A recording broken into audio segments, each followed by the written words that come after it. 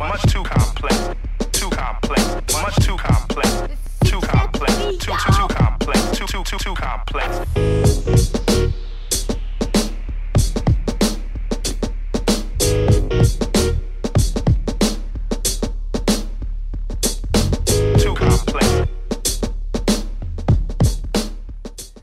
Good evening. My name is James K. Holder II. Some of you may know me as Sir James II. I'd like to welcome you back to Not On My Watch. As always, I'd like to ask you to like, share, comment, and subscribe. I want you to retweet this and repeat this video. If you're watching, today is Thursday, July 5th, and I'd like to wish a happy belated Independence Day to my fellow Americans. I hope you had an enjoyable holiday, and I want to thank you all for being patient while I took this hiatus from the show. I'm back. And we have a couple of things to cover, a lot of nonsense, and a lot of things to catch up on. So let's jump right into it.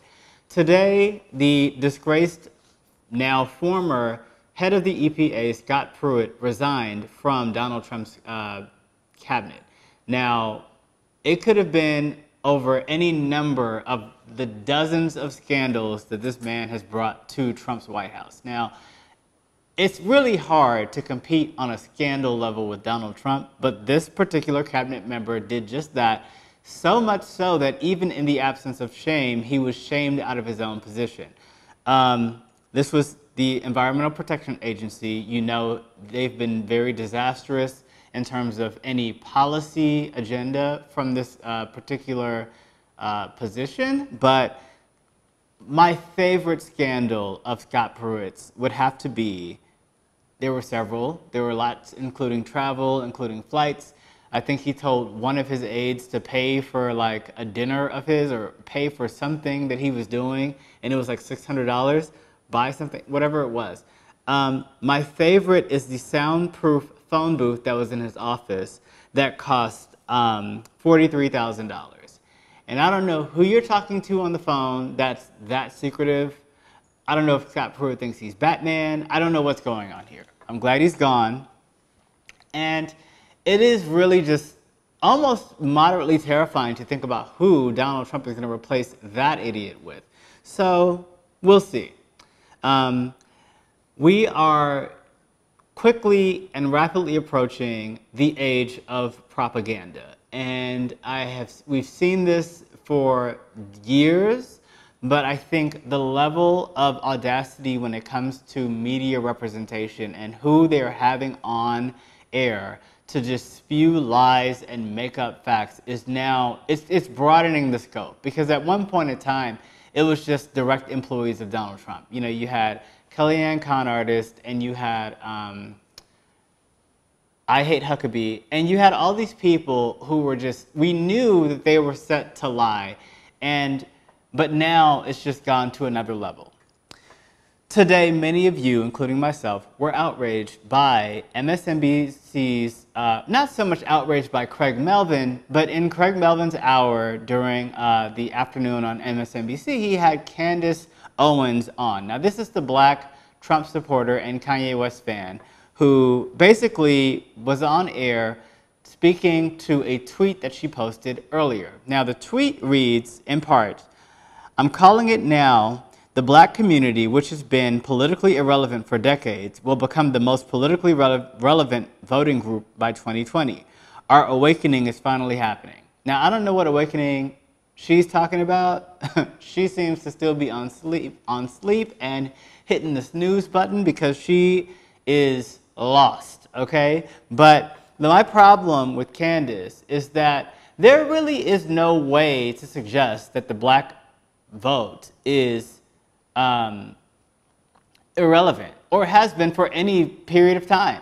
You're talking about every political, and we talk about this on the show, every single time there's an election, the only people that get talked to, the only people that get focused on are black voters. And now it's not a pleasant experience to be a black voter in America. You've got everything from the far left making up incredible lies. You've got the Republicans who don't know what to do other than just say, oh, well, we ain't gonna offer you anything, but you shouldn't work with the Democrats because the Democrats only offer you broken promises. And that's exactly the line that Candace used to suggest that there was this entire mass exodus of black voters from the Democratic Party. Now, is there some truth to what Candace is saying? Possibly. I think many black voters are disaffected by, one, I think black voters are over politics in general in the United States. I think they're over many aspects of the Democratic Party, and especially in the ways that the leaders of the Democratic Party seem to be heading. You see a lot of division when it comes to just supporting someone like Maxine Waters, who's really carrying all the water for the party, no pun. And then you've got Nancy Pelosi coming out throwing shade. You've got, Chuck Schumer, who really he doesn't know whether he's coming or going in terms of being a resistor. You've got people who aren't in the party, like Bernie Sanders, who are just the worst. And then you've also got people like randomly Amber Tamblyn, who wants to throw shade at Maxine Waters as well. And it's sad because as a resistance, there's no focus on Donald Trump anymore. Like, it just seems like you've got all these white people who are all on TV, all those people I just named, who have the position and the power to really take a firm stance against Donald Trump in however they choose, but there seems to be more focus on keeping people like Maxine Waters in line from the left, from the Democratic Party.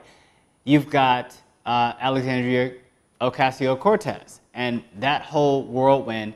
Now, she seems capable. She won her primary, but she doesn't have a job yet. And she's really sort of barking up some of the wrong trees at this point. She really hasn't taken a bend against like the black community or anything that I've seen. But I think I would like to see her focus more on her race, because to the extent that she had an upset in her primary, there could be an upset in her district. And I just feel like I wish that was more of her focus right now. Maybe that is her focus, I don't know. I just haven't been impressed with many of the newcomers to the Democratic Party. I think many black voters would support that sentiment. Does that mean we're going to go voting for Donald Trump? Hell no. And I think that's where Candace just gets it completely wrong. I think when you look at the reduction of support from black voters for someone like a Barack Obama to a Hillary Clinton, you cannot go without considering the fact that we no longer have the full protection of the Voting Rights Act. So when you look at these numbers, these exit polls, they don't tell the whole story because they really don't quantify in any tangible way how those laws and how gerrymandering and redistricting and voter ID and all these things actually play into the reduction of numbers of support for black voters or the black turnout in general. So you haven't really seen this upward shift in support for Donald Trump from black people. What you've seen is just a reduction or overall apparent lack of enthusiasm from black voters, which could be a lack of enthusiasm, but it could also be evidenced in voter suppression. So I think those are things to watch. And I think, Candace tried to quote a poll that doesn't exist. Craig Melvin very much called her to task on that. She was not able to provide the source of this poll that had all this data that suggested that black people now were supporting Donald Trump, in any meaningful way. And he also clarified that there's a difference between a poll and a survey. A lot of the times when people quote like these popularity statistics and how, voters feel, especially like niche segments of the voting population, black voters age, 29 to 35 or whatever it is, you're really talking more about surveys that aren't statistically relevant to any, political, documentation. It's really hard to track a survey or an online poll. I mean, like, for God's sakes, there's just a lot of bad information and bad data out there. And I sum all that up to basically fall in the category of propaganda. It is sad that you've got people like Candace Owens who are making just profoundly moronic statements. And, Craig Melvin checked her, but why is Candace Owens on anyway? Like, I just feel like this person is there to lie. And I really wish the mainstream media would do a better job of just weeding out who they're going to have on to discuss the issues. They keep bringing up this idea of balancing the narrative, balancing, but really you can't balance lies. So when you have liars on as a balancing act, it really becomes a circus. So that was my point. That was one of my main things that I had a problem with. But the the level of propaganda and lies doesn't stop there. And I really want to call attention to this one thing. I've been very critical of David Hogg and much of the coverage from the Parkland survivors in general. Now, this is not to say I'm not out here threatening them. I'm not saying nobody needs to jab him with a hot poker or whatever the Republicans have been saying about these people. That's not my game. What I'm saying is, I don't care if you're 18 or 80, we need to hold people accountable with their platforms, right? So if you're saying, oh, he's just 18 years old, he doesn't know any better, he's making these little mistakes, that's misinformation. And this man has about 1 million followers. He might have more by now. But the fact is, he really does tell non-truths frequently. He frequently conflates, like, the Democratic Party with the Republicans. He frequently confuses Bernie Sanders for a Democrat. He constantly just makes the same both sides argument in his quest to sort of impact the election cycle and impact November. But I'm like, dude, you're from Florida. You vote in Florida. People in Florida need really, really explicit guidance on how to vote because they always get it wrong. And there's all these, voter suppression tactics alive and well in Florida. Hurricane season is a voter suppression tactic in Florida. That's just a fact. And we saw that as far as, the 2016 election. The hurricane season that happened in 2016 impacted voting in Florida. So we really need to be mindful and really hold these people accountable. I don't care how old they are. If they're 17 and they're out here telling lies, they need to be called to task. David Hogg, I don't have the exact quote in front of me, but this guy basically, he's explicitly stated that the Democrats and the Republicans are owned by the NRA.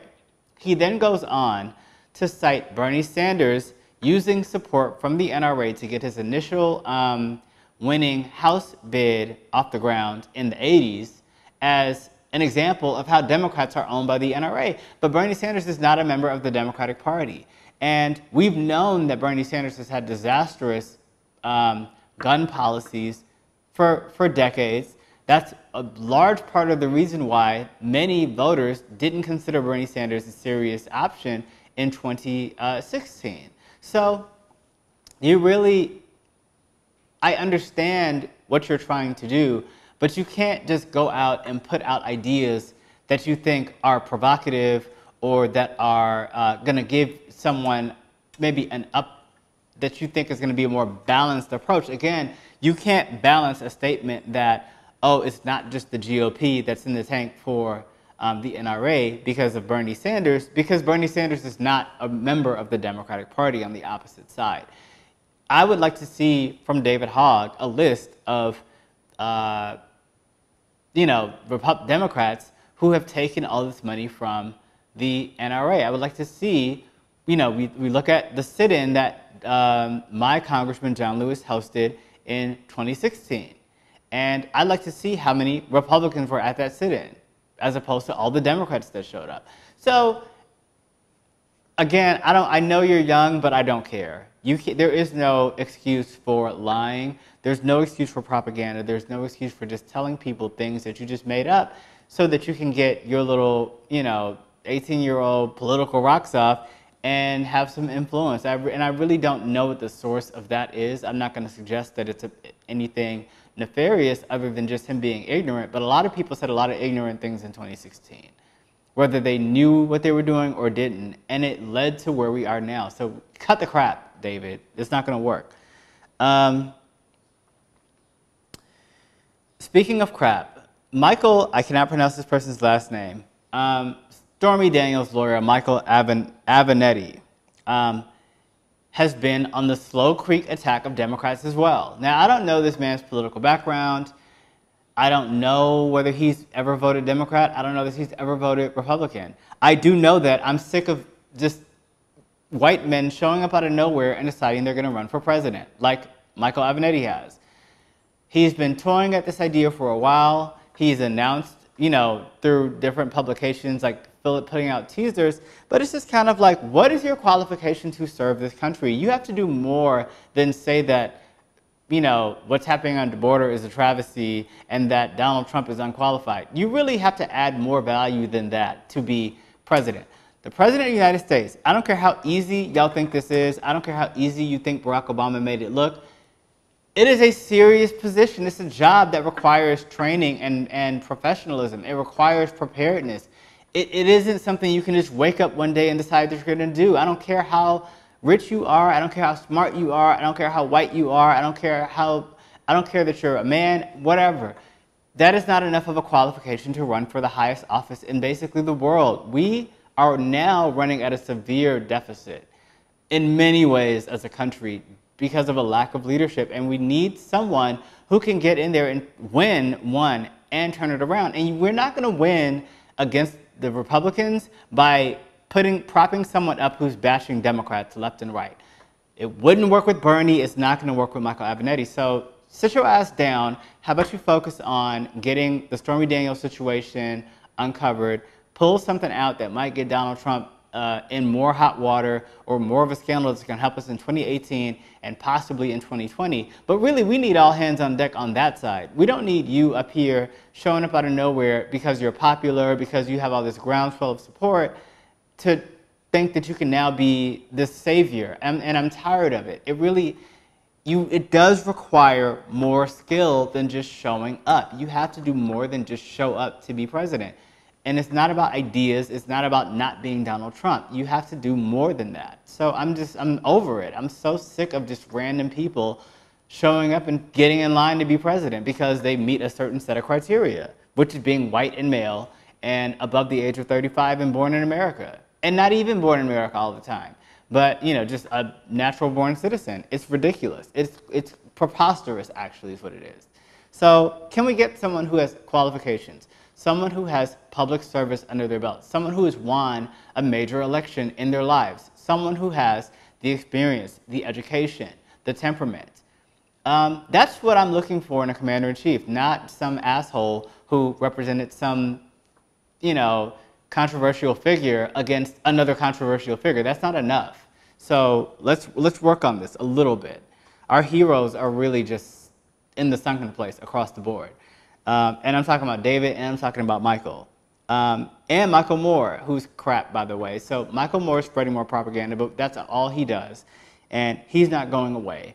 But then you've got Susan Sarandon, who is now the biggest champion for immigrant families and all the people separated at the border. And I'm just kind of like, well, thank you, Susan, 2 years too late. It would have been fantastic if you didn't spread all that propaganda and lies about Hillary Clinton and her positions on issues and the Democratic Party and all the attacks you did on the Democratic Party. We're looking at a group of people, David Hogg, Candace Owens, Susan Sarandon, Michael Moore, Michael Aveneti, who do nothing but just stir the pot on all these issues and take unwarranted attacks against the Democrats. To do what? Like, what is the purpose? Other than just to confuse people and weaken the party. So we need to start calling these people out more frequently. And, Ocasio-cortez, like, as much as you want to be open, to everybody, posting pictures with Susan Sarandon, who's not a member of the Democratic Party, as you are trying to win an election is probably not the smartest move. I mean, maybe you're the Bronx Latina, you know better than I do how to win in Queens, I guess. But I don't vote in Queens, so good luck with those people. I'm glad I don't have to vote for you.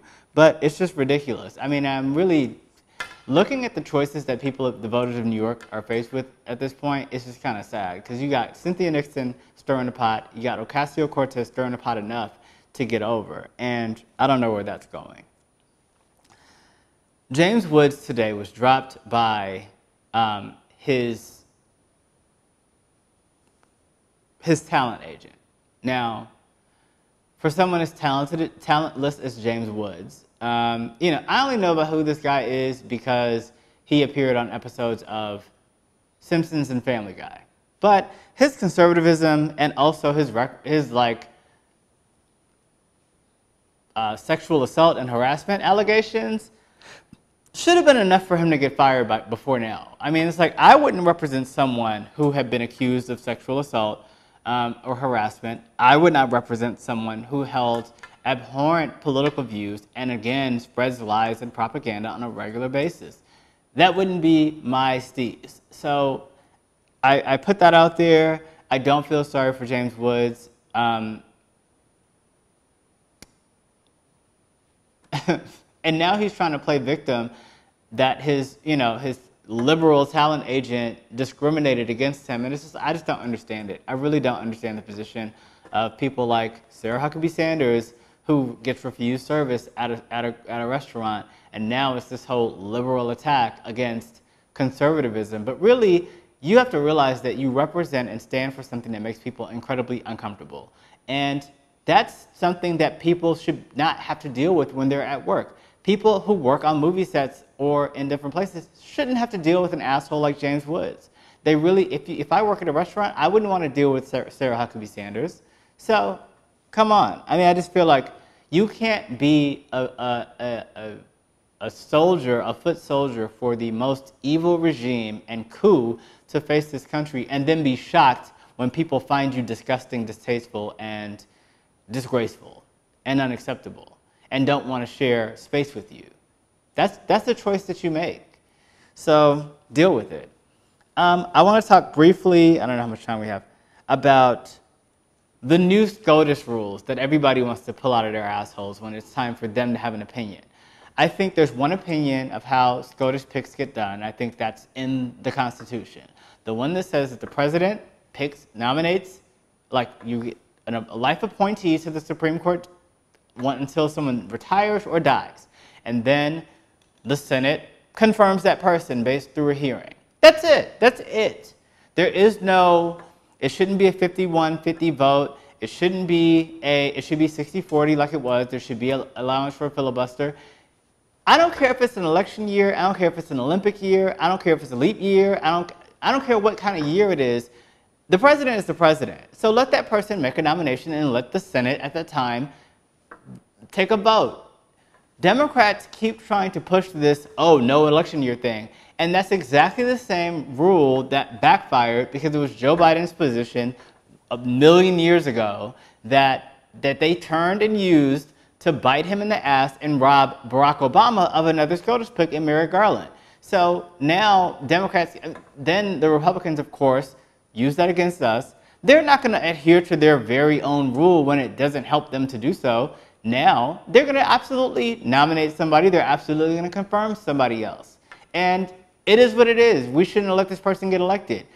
Blame your motherfuckers. I'm sorry. Blame the people on the far left. Blame all the idiots who sat home. Blame everyone who felt like they had nothing to lose. And when they lose their civil rights, when they lose their homes, when they lose their jobs, when they lose everything that they thought they knew about this country that made them comfortable, it'll be on them. And maybe they'll show up and vote in a different way. I apologize to the Democrats who feel that Donald Trump should not make a nomination. I think if he had any sense or shame, I would be embarrassed to be under investigation and nominate anybody. I would say just leave it open until the investigation's closed. But Donald Trump doesn't have that temperament.